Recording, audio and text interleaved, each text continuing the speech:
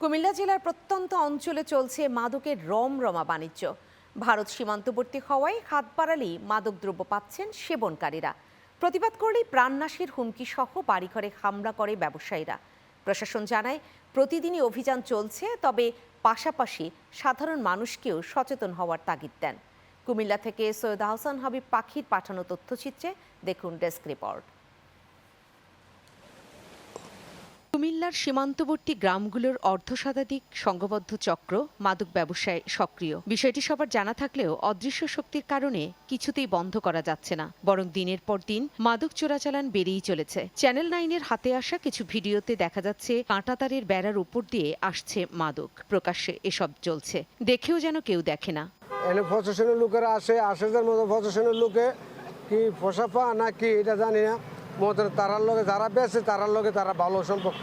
মাদকের যারা মনে করেন আমরা যারা ব্যবসা বাণিজ্য করে তাদের হাত আসলে অনেক উৎসব। আমাদের যুব সমাজ, আমাদের দেশটা প্রায় ধ্বংসের পথে। শুধু মাদক এ বিষয়ে সচেতন নাগরিকেরা মনে করেন মাদকের চাহিদা ও ব্যবসা দুটোই বেড়েছে। প্রশাসনের আন্তরিকতা ও সাধারণ মানুষ সচেতন হলেই এই সমস্যা সমাধান করা সম্ভব। অভিযান পরিচালনা করার পরে তাদেরকে কঠিনভাবে মামলায় জড়াতে পারি এবং তাদের বিরুদ্ধে ব্যবস্থা নিতে পারি, তাহলে ইনশাল্লাহ কুমিল্লায় মাদক বন্ধ হবে।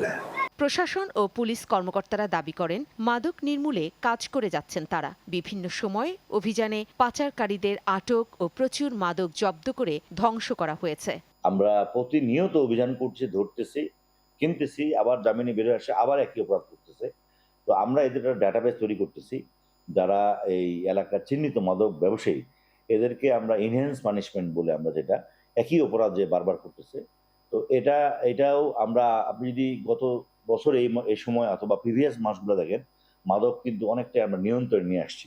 মাদকের প্রভাবে সামাজিক অবক্ষয় হচ্ছে, বিপথে যাচ্ছেন তরুণরা। তাই মাদকমুক্ত দেশ গড়তে সবাই সম্মিলিতভাবে কাজ করবে, এমনটাই প্রত্যাশা কুমিল্লাবাসীর। Channel 9 news desk.